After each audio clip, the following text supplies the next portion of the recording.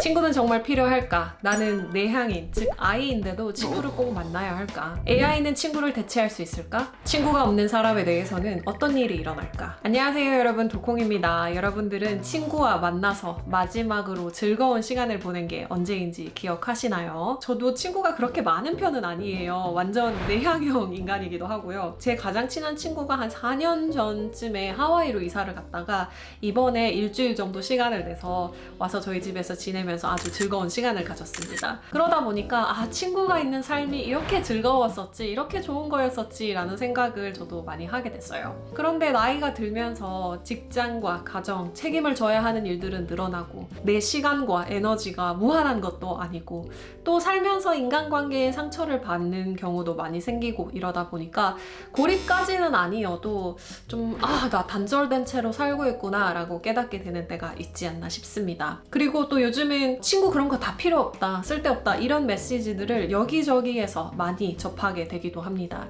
우리에게 친구는 정말 필요가 없는 존재일까요? 친구가 없으면 우리의 뇌에서는 어떤 일들이 일어날까요? 이런 것들이 궁금해져서 오늘 이에 대한 전문가를 모셨습니다. 스탠퍼드에서 박사 후 과정으로 소셜 인터랙션, 사회적 상호작용의 뇌과학에 대해서 연구를 하고 계시는 벤 라인 박사님을 모셨는데요. 벤 라인 박사님의 책 Why Brain Needs Friend, 뇌는 왜 친구를 원하는가? 이 책이 미국에서도 얼마 전에 출간되어서 나오자마자 저도 읽었고 이번에 한국에서도 출간이 됩니다. 친구, 사회적 상호작용의 뇌과학, 외향인과 내향인의 차이점들, 우리가 오래 단절되고 고립되었을 때 우리의 뇌에서 일어나는 일들, 그게 우리에게 미치는 영향 등등 이러한 것에 대해서 궁금하셨던 분들, 오늘의 대화가 도움이 되었으면 좋겠고요. 벤라인 박사님의 책 뇌는 왜 친구를 원하는가 또 많이 사랑해 주시기 바랍니다. I want to start with some basics here. What happens to our brain when we have social interaction? The importance of interaction for your brain on a health level is sort of a two-sided coin. On one side of this coin, interacting with people is good for us. On the other side, not interacting with people is bad for us. So let's start with the front side, that interaction is good for us. Evolutionarily, for thousands, hundreds of thousands, perhaps millions of years, human beings and our ancestors have survived best in groups, and so evolutionarily it was favored if we wanted to be around each other. And so our brains actually have systems built into them that are basically social reward systems, where when we interact with people, when we feel the experience of our community, our brain releases chemicals, these neurotransmitters get passed around, that tell us this is good for you, this should make you feel good, and you should want to come back for more of this. On the opposite side of that, the isolation component. So what happens to the brain when we're not spending enough connection, where we're overly isolated? Our brains actually make us feel stress when we're not around others. And if you think about that from an evolutionary viewpoint, 500,000 years ago, if you're in a tribe, you're surviving really well, you get cast out from your tribe, there should be a system built into your brain to help you survive that makes you feel like something is wrong, so that you can be motivated to go back to your tribe and alleviate that stress. That system is basically, it's a stress system that when people are isolated, their cortisol, the stress hormone, goes up. As soon as they're put back into a social environment, their cortisol goes down. But when we spend too much time isolated, we have this chronic activation, this long-term activation of these stress responses in the body, which are not healthy for us. This is the reason why studies have shown that isolated people are at higher risk of dementia, heart disease, diabetes. They have higher rates of anxiety, depression, suicide, all of these negative health outcomes. And if you sort of look at the cumulative effect on how does this impact our survival rates or pure mortality, there are studies showing that isolated people are up to 50% more likely to die by any cause. How isolated are we talking about here when isolation is bad for our health? The research basically suggests that introverts, if they have one interaction, just single interaction, they'll actually feel pretty good. But if they are forced to continue interacting, like if you were to do that, if you were to set up a meeting with a friend every other night and you booked it out for a month and you get to a week into that and you're like, I can't do this, I can't believe that I have to do this for 3 more weeks, you would feel super stressed. You would no longer be enjoying it. Whereas extroverts, they have kind of a bigger social battery. They can tolerate more social interaction before they hit that point. Or maybe some people never even hit that point. Key here is that there's a common misconception that introverts basically don't enjoy interaction under any situation, under any circumstances. And that's at least, I hate to be a scientist that says what your lived experience tells you is not true. If that's you, then that's you. But the science does suggest that some interaction can be pleasant. And it's my advice is to just kind of meet that bare minimum. The way I describe this, a kind of helpful analogy, is you think about you get a plant, and the plant needs to be watered, right? This is like your social life. You need to water it. You need to have as much, you need to fill up your cup with social interaction, right? For extroverts, they need a lot more watering. And when it doesn't get watered, the soil really dries up quickly. Whereas with introverts, they're like a plant that doesn't need much water. You water it a little bit, the soil stays wet for a while. A week later, you water it again. What I encourage people to do is to not let the soil dry out. That's what happens a lot of times, especially for introverts, because they think, oh, I don't need interaction. I don't like interaction. The soil dries out, and then it just stays dry for a long time. When your brain's social needs are not being met on a consistent basis, that's where I think the health consequences come into play. I'm an introvert, and meeting people is one of those things that feel very hard at the beginning. It's like exercise. You don't want to do it when you start it, but once you do it, you like yourself better and you feel great, right? I don't really feel like I need a friend, but once I meet and interact with friends, and then I know, oh, that's what I needed, and I was lonely. Right, well, because we live in really complex worlds, and we have complex lives, and so when you're not feeling well, it's so easy to think, okay, it's probably because I didn't sleep very well last night, or, I had that greasy junk food for lunch, or I've been stressed out with work, I have that project.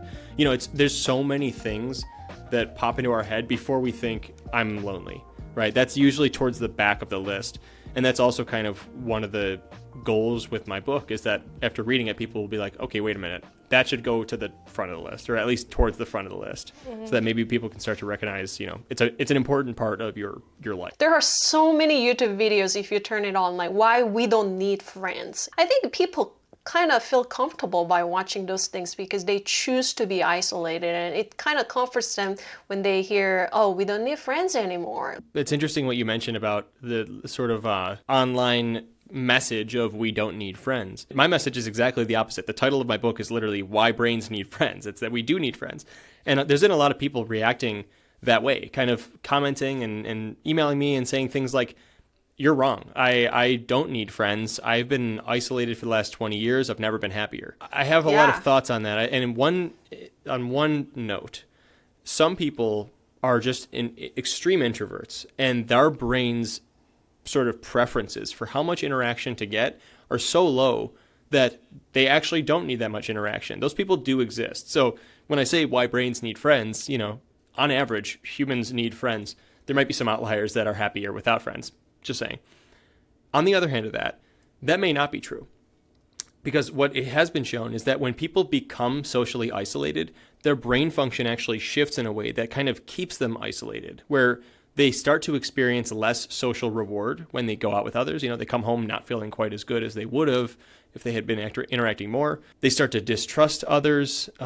They basically lose interest in interacting, and they also start to pay closer attention to negative social signals. There's literally studies where people are put in brain scanners and shown either positive or negative social images.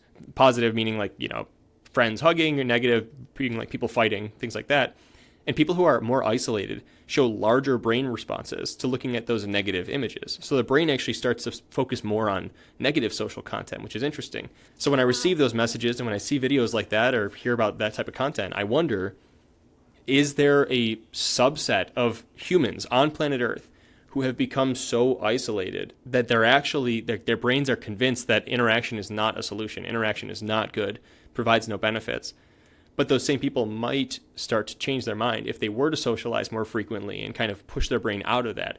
And what I worry is that a lot of people went to that place of isolation during COVID and never fully re-emerged back into their social lives. And so I think that might be some of the reason why we have these lingering, high rates of anxiety, depression, suicide internationally? There are many different forms of social interaction, from in-person conversation, we have a phone call, video call, Zoom chat, texting, or it may not be even mutual anymore, right? So we see some contents or we go someone's live streaming. Do we see some fundamentally different effects depending on the form of the social interaction? So the data on that, the research is kind of early because it's, this whole like digital world is all kind of new. What I believe is that face-to-face interactions are the best because you just looking at my face, you can read the emotions I'm experiencing. That's because of all these social cues. We have facial expressions, vocal tone, you can see where my eyes are looking. You can kind of read the emotions in my eyes.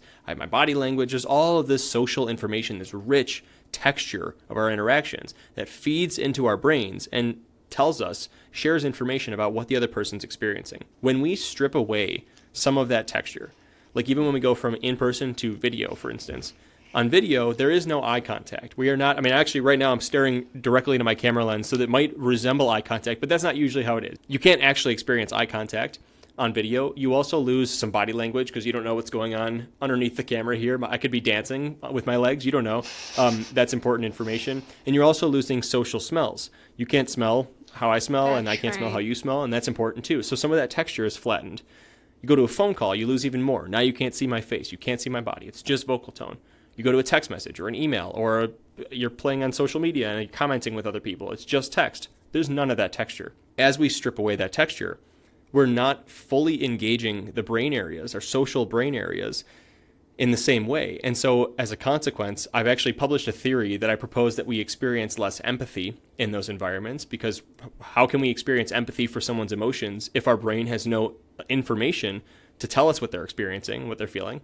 I also think it takes away some of that kind of trigger that tells our brain, hey, you're interacting right now. So social reward systems that make us feel good, the opposite of isolation. And there's actually some data to support that research has shown that the amount of enjoyment that people get from social interactions and virtual interactions goes down.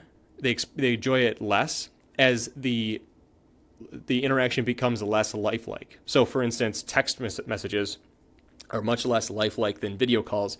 People don't feel quite as good coming out of a text message conversation. Oh, wow. Mm. And that would make sense because, again, you're not getting those social cues to fire up those brain areas that tell you you're interacting, this feels good. And so I really encourage people to interact face-to-face whenever they can, or if it has to be virtual, try to upgrade, try to go from a phone call to a video call, or a text message to a phone call, or email thread to a phone call, because there's just much more information that comes through.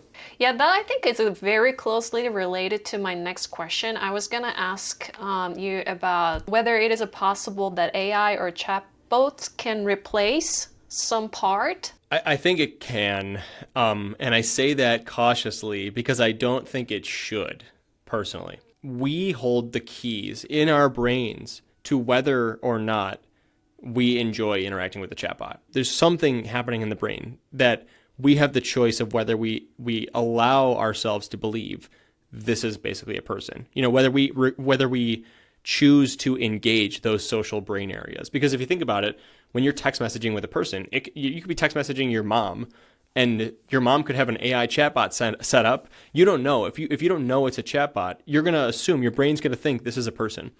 But if you know it's a chatbot, your brain's going to know this is a chatbot. This is not a real human.